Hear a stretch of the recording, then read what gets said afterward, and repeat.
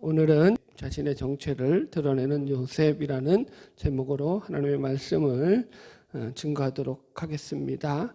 이제 본문은 요셉의 제2차 시험 가운데서 나오는 유다의 마지막 변론에 대한 내용과 이 이야기를 끝으로 해서 드디어 요셉이 자신의 정체를 형들에게 이야기하는 내용으로 기록되어 있습니다. 그래서 오늘 본문을 통해서 우리는 먼저 유다의 마지막 변론의 내용을 살필 것이고, 둘째로 이제 자신의 정체를 밝히고 있는 요셉의 이야기들을 묵상하면서 말씀의 은혜를 나누려고 합니다.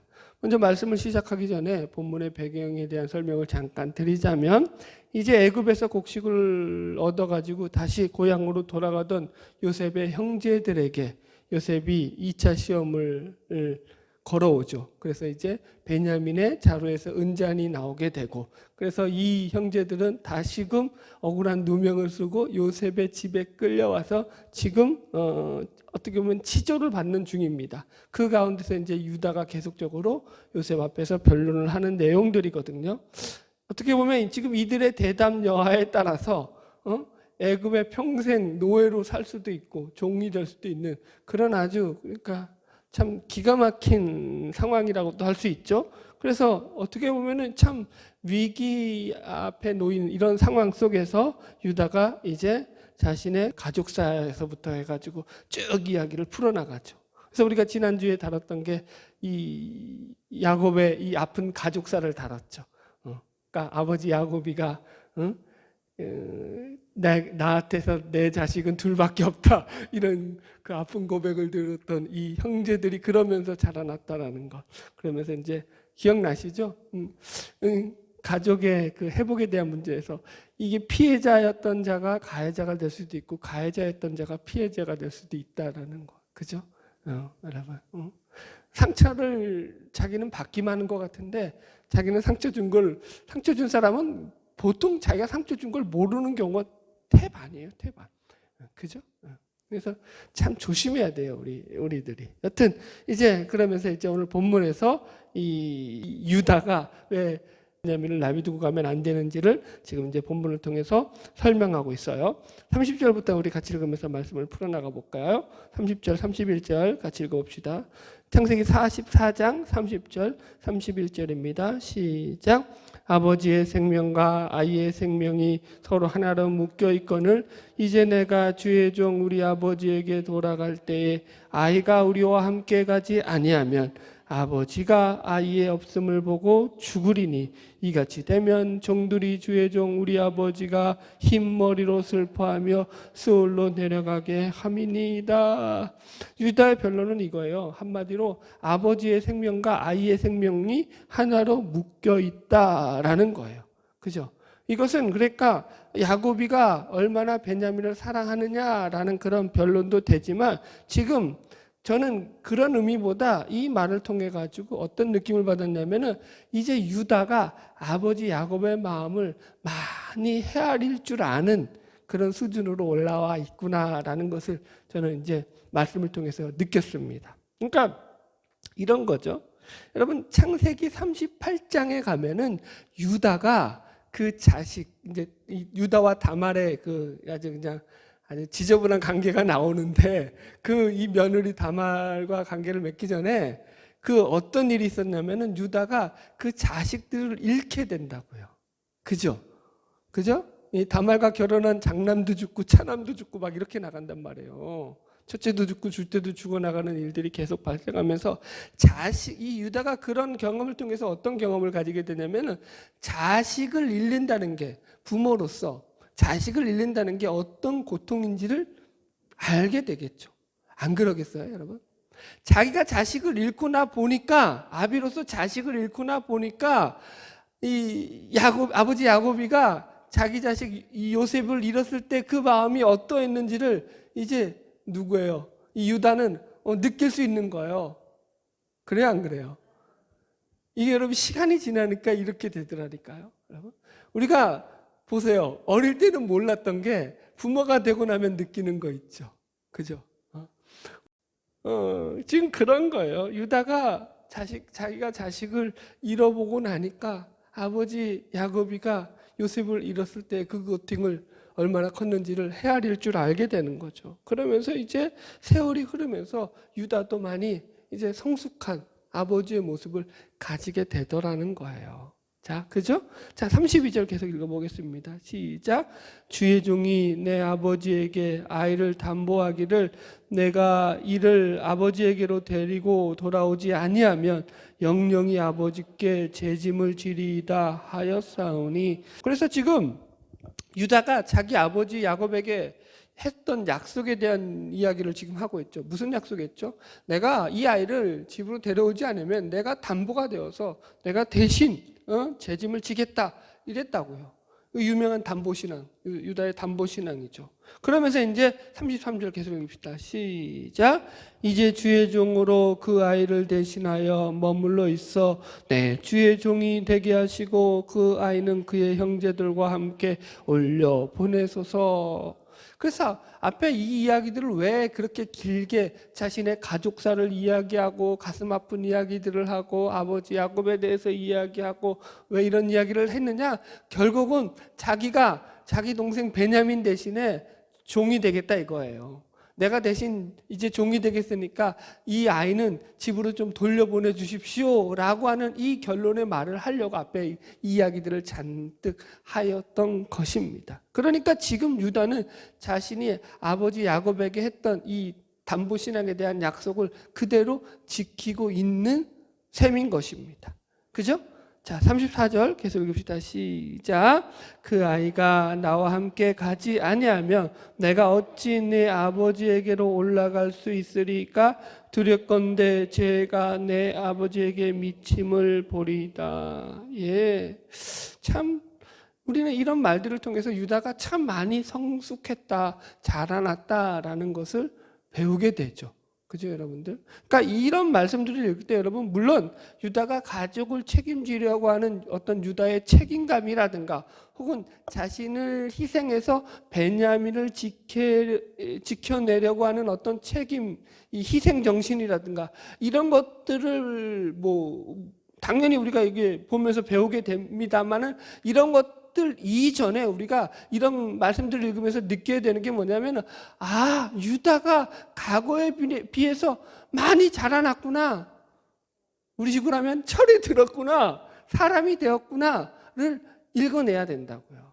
여러분 보십시오. 유다가 완전히 변했잖아요. 더 이상 아버지를 속이고 아버지의 마음을 아프게 하는 자식이 아니더라는 거예요. 더 이상 형제를 미워해서 형제를 모함해서 죽이려고 하고 형제를 노예에 팔아먹었던 노예 시장에 팔아먹었던 그런 파렴치한 형이 아니더라는 거예요. 지금 유다의 모습 속에서 과거에 요셉을 팔아먹었을 때 가졌던 그런 아주 악독한 그런 마음이 지금 비치고 있나요? 전혀 없죠. 오히려 그런 마음과 반대되어서 자기 동생을 지키기 위해서 자기는 죽어도 좋다 쪽으로 가고 있죠. 여러분 이게 신앙이라니까요. 여러분 유다는 완전히 새로운 사람으로 등장하고 있어요. 그죠? 이것을 신약식으로 표현하냐면은 새로운 피조물이 되었던 그런 모습이라고요. 그러니까 한마디로 성화된 유다의 모습이라고 우리가 표현할 수 있죠. 성화된 모습. 자, 씁시다. 성화된 모습이죠. 여러분 유다가 언제 우리가 진실하게 회개하고 하나님을 알게 되고 믿게 되었느냐를 우리는 성경에서는 찾을 수가 없어요. 그런 부분에 대해서 성경에서 어떤 정보를 제공하고 있지 않기 때문입니다. 하지만 우리가 이전에도 마찬가지로 야곱이 아버지 야곱에게 말할 때 자기가 대신 이 베냐민 대신에 자기가 대신 죄값이 있으면 내가 대신 당하겠다라고 하는 이 담보신앙을 이야기했던 것으로 봐서 벌써 이제 그 이전부터 유다는 어느 정도 벌써 성화된 새로운 모습으로 변화된 사람이었다라는 것을 성경에서 우리가 추측해낼 수 있습니다. 자, 제가 여기서 정말로 궁금한 부분은 뭐냐면 그럼 어떻게 유다가 이렇게 새로운 사람으로 변화되었느냐라는 거예요. 하우의 질문이죠. 이해하시겠죠? 어떻게 이렇게 180도 변했죠? 사람은 잘 안 변하는데? 그래 안 그래요? 사람은 잘 안 변해요. 그런데 딱 한 가지밖에 없어요. 예수 그리스도 안에서 새로워지는 사람만 변화되는 거예요. 이게 참 놀라운 거죠. 그래서 신앙이 놀라운 거고, 예수 안에서만 변화가 있다니까요. 진정한 변화는. 자, 여러분 다시 물을게요. 유다가 어떻게 해서 이렇게 완전히 새로운 사람으로 변할 수 있었을까요? 여기에 대한 제 대답은 어디서 찾았냐면은 그 앞에 나오는 창세기 44장 16절에서 찾았어요. 한번 찾아가 볼까요? 44장 16절. 우리가 지난주에도 다뤘지만 한번 다시 읽어봅시다. 같이 읽어볼게요. 시작. 유다가 말하되 우리가 내 주께 무슨 말을 하오리까? 무슨 설명을 하오리까? 우리가 어떻게 우리의 정직함을 나타내리까? 하나님이 종들의 죄악을 찾아내셨으니 우리와 이잔이 발견된 자가 다 내 주의 노예가 되겠나이다. 아멘. 자, 보세요. 이 말씀을 보면은 지금 자신들의 어떤 억울한 누명 가운데서 유다가 했던 고백이 뭐냐면 자신들의 죄를 고백하고 있다고요. 하나님 앞에 우리의 죄가 발견되었사오니 라고 고백하고 있다고요. 그죠? 이것이 바로 변화된 자들의 모습의 대표적으로 나타나는 그런 어떤 모습들이라고요. 이걸 다른 식으로 표현하자면 이런 거예요. 유다가 하나님이 어떤 분이심을 알고 이제 자신이 가졌던 과거에 제약된 자신의 모습들을 자기 스스로 성찰하고 들여다보면서 이제 어떻게 된 거예요? 자신의 죄인됨을 고백하면서 하나님의 은혜를 붙들고 사는 존재로 변화되었다라는 거예요. 그죠? 여기서 핵심은 뭐죠? 자신이 죄인됨을 깨닫는 거예요. 이게 너무 중요하죠. 여러분, 이게 구약이라고 이게 없으면 안 돼요. 구약도 마찬가지고 신약도 마찬가지고 요새 갈라디아서 하는데 구원은 뭘로 받는다고요? 믿음으로 받는다고요. 믿음은 뭐예요? 나에게 근거하지 않는다. 그죠? 나는 죄인이다만 아는 거예요. 그죠? 나의 구원자는 내가 아니라 하나님이다를 아는 게 믿음이죠. 그죠? 그러니까 구약도 똑같아요, 여러분. 구약이라고 다르지 않아요. 성경은 일관됩니다. 다 하나님을 믿고 구원받은 자들은 똑같이 그들의 입에서 나오는 고백이 뭐냐면 나는 죄인으로서이다예요. 자신의 죄를 깨닫고 나서 자신의 죄인됨을 깨닫고 나서 하나님 앞에 나오는 거죠. 우리는 회개를 두 가지로 이야기합니다. 칭의의 회개가 있고요, 성화의 회개가 있죠. 칭의의 회개는 예수를 믿을 때 한 번 자신이 이제 단 일회적 회개예요. 이거는 예수를 믿을 때 하는 회개, 자신의 죄인됨을 본질적으로 회개하고 고백하는 회개예요. 그죠? 그죠? 이걸 강조하는 데가 구원파죠. 근데 이 무식한 것들은 성화적 회개를 잊어먹어가지고 그걸 아예 무시하죠. 그러나 성경은 수도 없이 사실은 칭의적 회개보다는 성화적 회개를 이야기하고 있는 것들이 대부분이죠. 성경에서 얘기하는 것은. 그래요, 안 그래요? 예수를 믿었기 때문에 니들이 뭐예요? 깨끗하게 살아야 된다. 죄를 고백하며 살아야 된다. 하나님 앞에서 옛사람을 버리며 살아야 된다라는 거예요, 여러분. 그래서 여러분 이런 죄성을 깨닫고 나의 죄를 무너뜨리는 이런 성화적 회개가 신자의 삶에서 가장 중요하다고요. 네. 이게 어디까지 발전해야 된다고요? 성화적 회개. 네.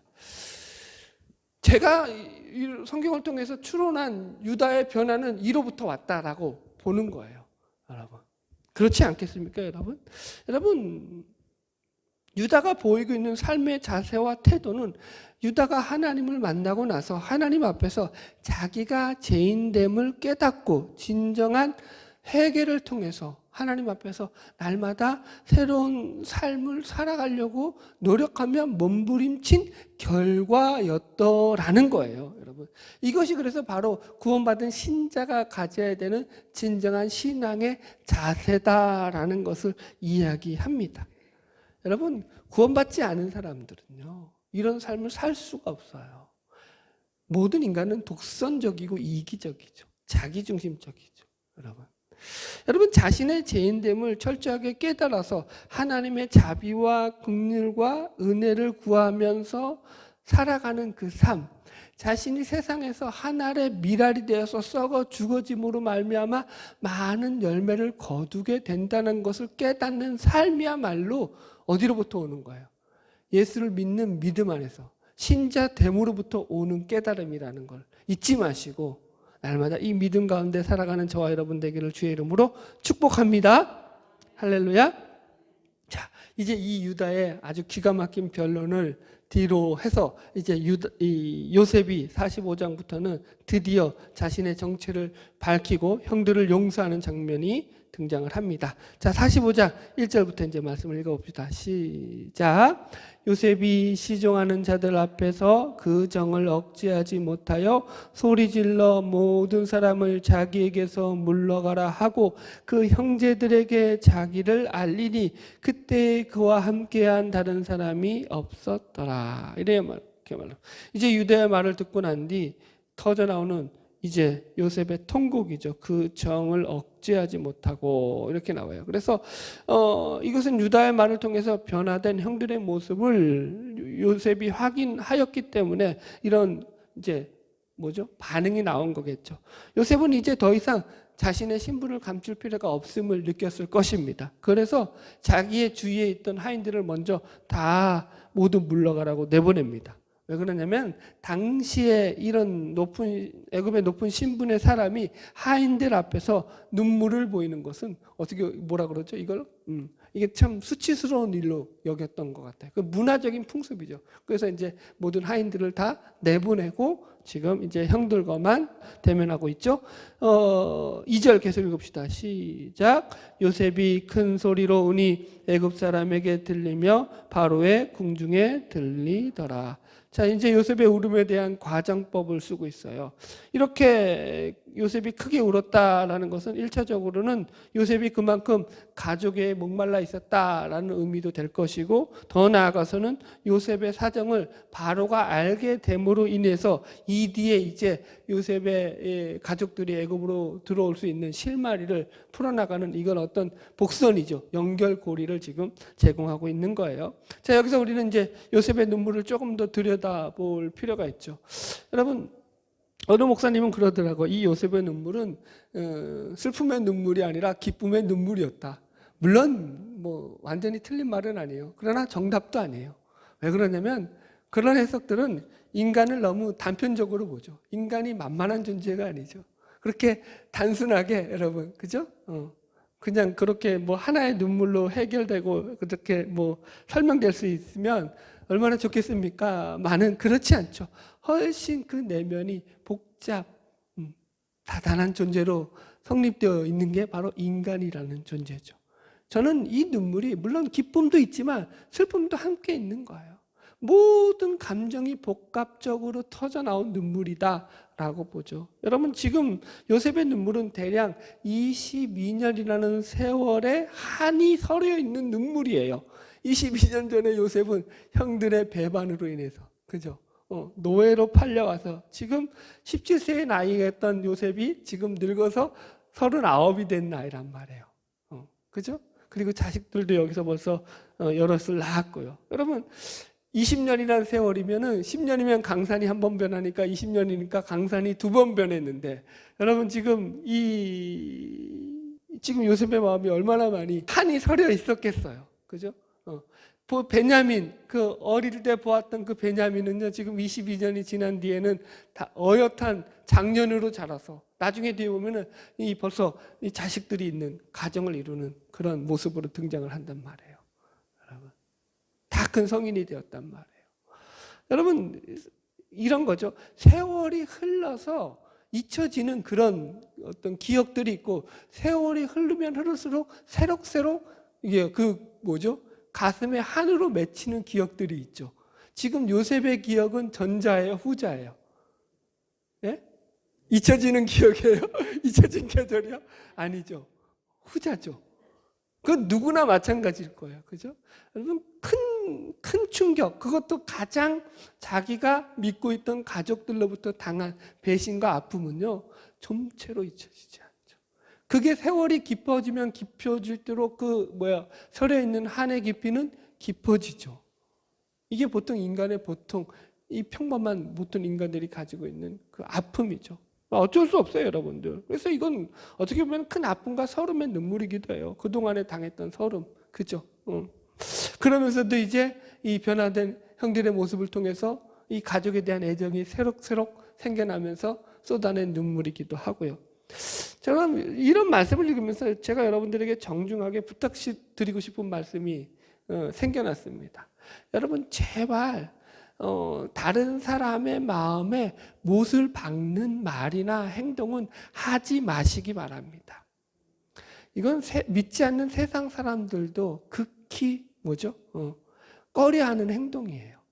그런데 의외로 예수를 믿는다고 하면서 이런 행동들과 말들을 서슴없이 하는 그런 부류의 사람들이 있습니다. 그러니까 왜 그러냐면 예수를 믿는 것을 잘못 배워서 그래요. 예수를 믿는 것은 제가 계속 설명하죠. 너와 내가 다르지 않다라는 거예요. 내가 잘나서 구원받은 것도 아니고 너가 못나서 구원 못 받은 것도 아니라는 거예요. 우리는 다 우리의 조건과 환경과 잘남에 관계없이 하나님으로부터 큰 은혜를 입어서 구원받은 자들이라고요. 다르지 않다고요. 그죠? 그런데 왜 교회 들어와서는 자기가 구원받은 것이 자신의 무슨 특권인 양, 잘남인 양 그렇게 유세를 떨어서 뭐라고 표현하죠? 사람들에게 어떤 시선이 아주 그냥 좀 교만하는 것들을 보면은 아주 그냥 내 꼴값을 떠는데 하여튼간 한번 내 눈에 걸리기만 해봐야죠. 라고 할 만큼 그렇게 속이 상할 때가 엄청 많았다고요. 교회가 다 은혜로 좋고 사랑하고 그래서 형제님 자매님 아유 사랑합니다 이렇게 가면 될 것 같죠. 이러지 않더라니까요. 세상보다 더 시기하고 질투하고 더 시샘하고 너무 아프다니까요. 여러분 그거 버려줘야 돼요. 그러니까 우린 늘 조심해야 돼요. 우리의 말을 통해서 내가 이 말을 할 때 상대의 마음이 어떨까를 생각하고 늘 얘기를 조심하게 꺼내야 돼요.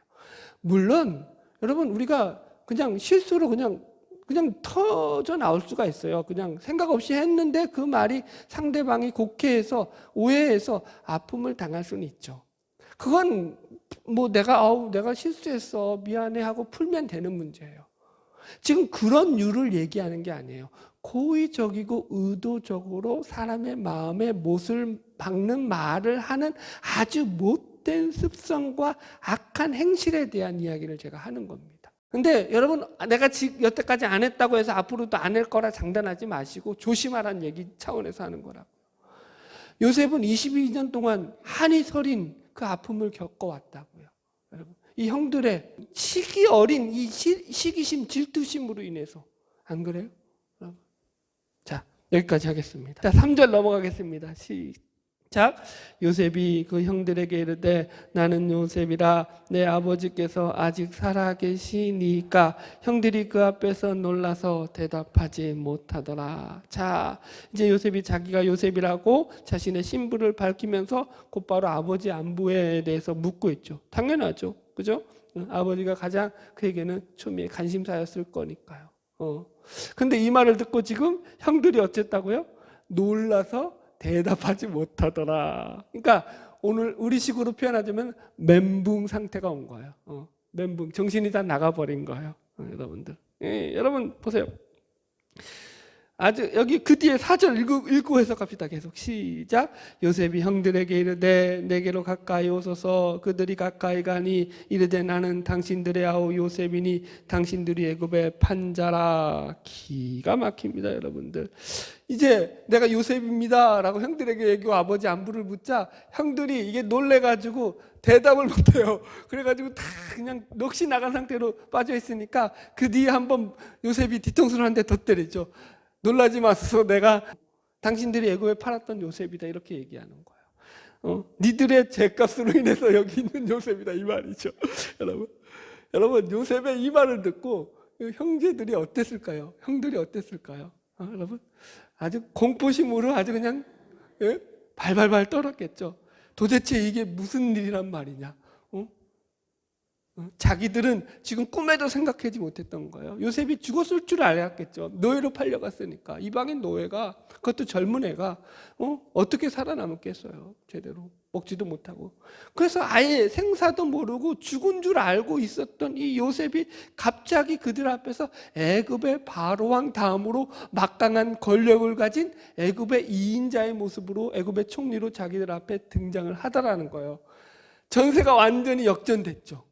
옛날에는 자기들 힘으로 이 요셉을 노예로 팔아먹을 수 있는 그런 존재였다면 이제는 요셉이 그 힘과 권력으로 형들을 얼마든지 죽일 수 있는, 그죠? 그 생명을 갖다가 좌지우지할 수 있는, 생명 몇 닦아를 가질 수 있는 그 힘과 권력을 가진 자로 등장을 했죠.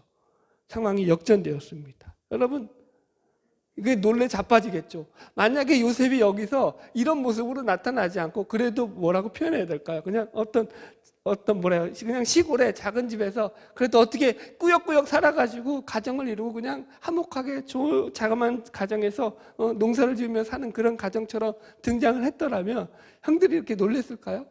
미안한 마음은 있었겠지만 이렇게 놀라진 않았겠죠. 그런데 이제는 뭐야? 이제 자기들이 죽게 생긴 거거든. 왜? 네 죄를 네가 알렸다 이거예요. 지금 한마디로 왕 앞에서 지금 대역 죄를 지은 죄인으로서 이제 등장을 하는 거죠. 여러분, 죄는요 숨겨봐야 소용이 없어요.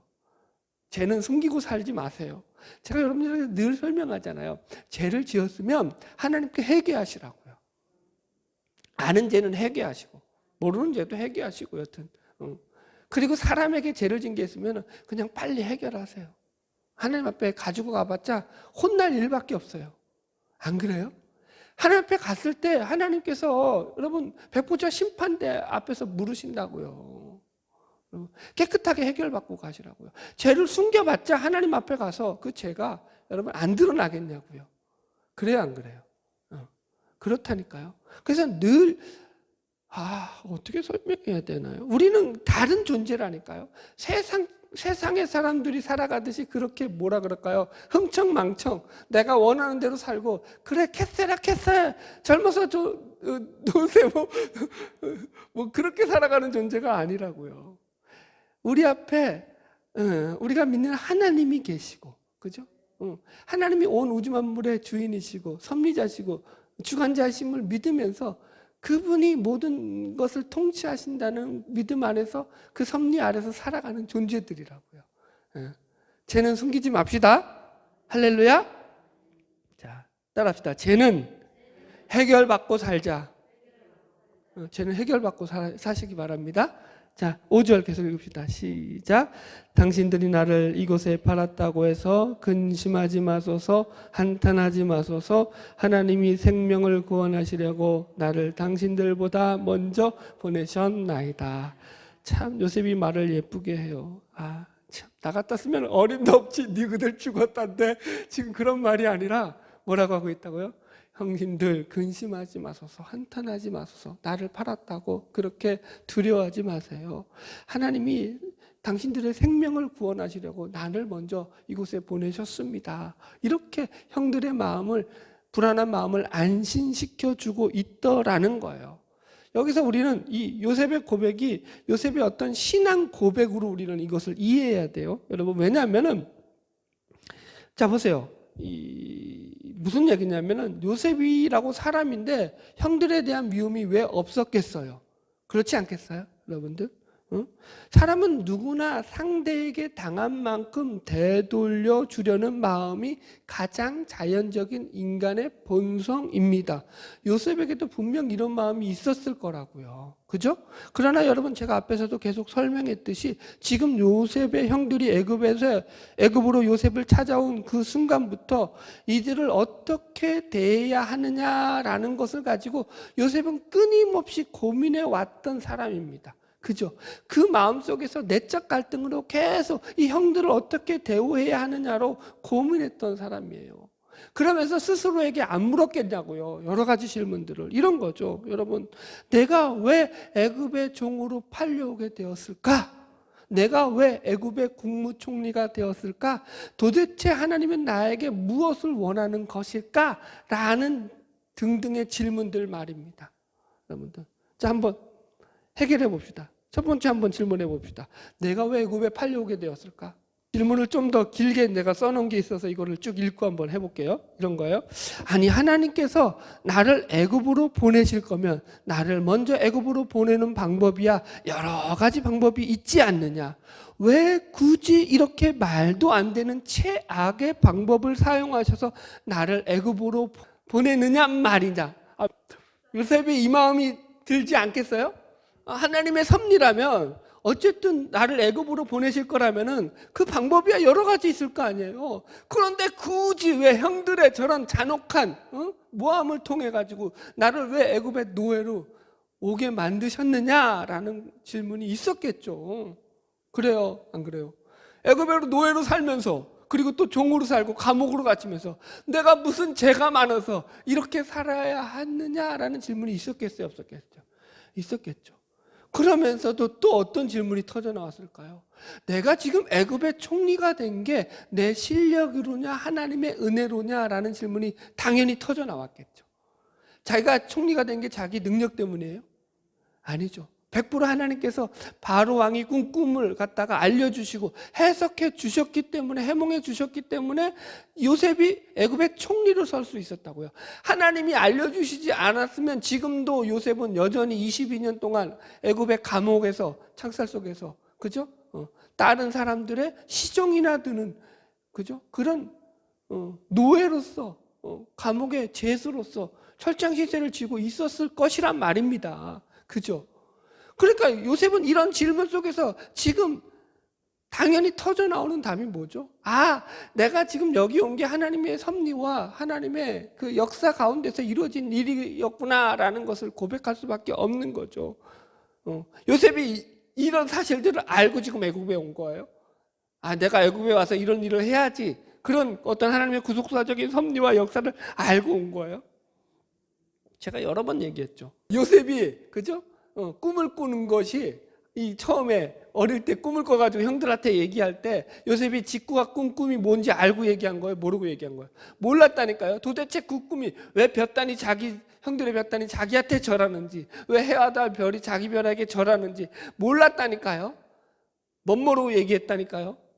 알았으면 안 했겠지. 몰랐다니까요. 신앙이란 걸 뭐냐면은 내가 알고 믿는 것이 아니라 믿고 나서 알게 되더라고 표현하죠.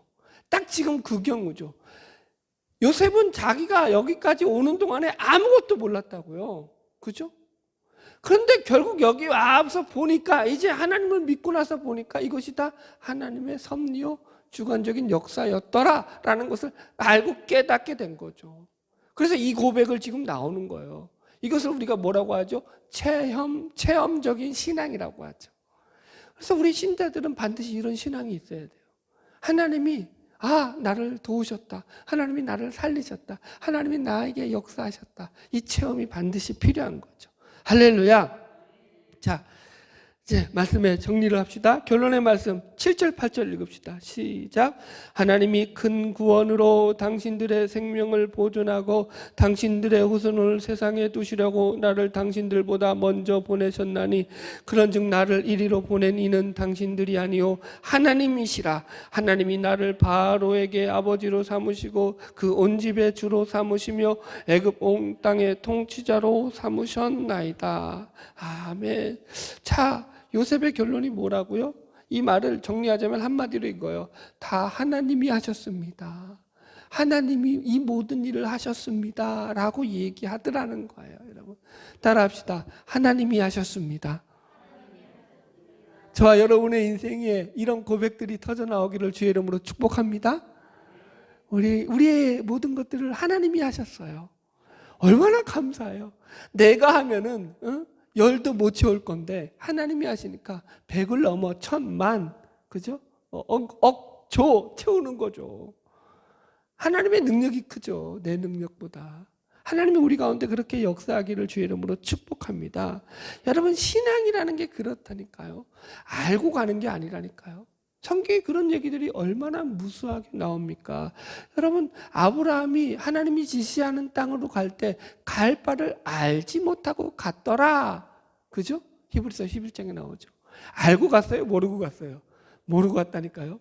여리고성을 돌 때에 지금 이스라엘 백성들이 7바퀴 돌면은 그 성이 무너질 거야. 여러분, 그거 알고 돌았어요? 모르고 돌았어요? 언제 무너질지 모르고 돌았다니까요. 하나님이 안 알려주셨다니까, 일부러. 그죠? 언제 여러분 보세요. 기드온과 300용사가 미디안 10만 대군과 싸울 때 300명이 싸워서 10만 대군 이길 거, 어떻게 이길 방법을 하나님이 알려주셔서 알고 싸운 거예요? 처음부터? 몰랐다니까요. 그렇다고 그 방법이 참 기묘막측한 방법이든가요? 성경에 보니까 야, 이 방법만 쓰면은 우리는 무조건 300명으로 10만 명을 이길 수 있어 라고 할 수 있는 어떤 전략 전술이 완벽하게 짜여진 그런 어떤 싸움이었던가요? 전혀 아니죠. 한마디로 그걸 읽으면 동화 같은 이야기 같은 내용들이죠. 그죠? 에? 항아리 깬다고 여러분, 횃불 들친다고 여러분 10만 명을 이겨요? 300명이? 말도 안 되는 소리죠. 이해 가시겠어요? 성경에 이런 이야기들은 부지기수라고요. 여러분, 알고 가는 게 아니라고요. 믿고 가는 거라고요. 신앙은 그래서. 하나님의 약속을 믿고 갈 때 하나님이 그 가운데서 우리를 통해서 예비하신 하나님의 놀라운 은혜 가운데 우리를 붙잡아 줄 줄로 믿습니다. 결론의 말씀이에요. 여러분, 하나님이 우리를 구원하실 땐 하나님의 자녀로 구원하셨다고요. 그죠? 여러분, 하나님의 자녀 됐다라는 것은 영생을 보장받고 영원히 하나님과 동록할 존재로 삼으셨다라는 거예요. 그죠? 그런데 하나님이 너를 내 자녀로 삼는다라고 약속한 그 자녀를 하나님이 내팽겨치고 하나님이 관심 없이 내버려 두시겠느냐고요. 그런 하나님이시겠느냐고요. 성경에 하나님의 사람을 하나님이 그렇게 내팽겨치고 내버려 두신 적이 한 번이라도 있더냐고요. 그런 사람이 없다고요. 스데반이 죽었으니까 하나님이 버리신 거예요? 아니죠. 스데반이 죽을 때 성경은 뭐라고 표현하고 있냐면 하늘나라에서 하나님께서 일어나셔서 그의 죽음을 지켜보고 계시더라. 아멘? 아주 눈에 힘이 들어갔네. 할렐루야. 우리가 그렇게 특별한 존재라는 걸 잊지 마시라고요. 여러분, 현실이 힘들죠. 이제 12월인데 21년도 잘 버티셨어요. 감사해요, 여러분들. 한 해 동안도 잘 이기셨고 잘 극복하셨고 참 어떻게 살아왔나. 참 그 길을 돌아보면 다시 가고 싶지 않은 길도 있고, 그죠? 그런데 여러분, 그럼에도 불구하고 하나님이 지키셔요.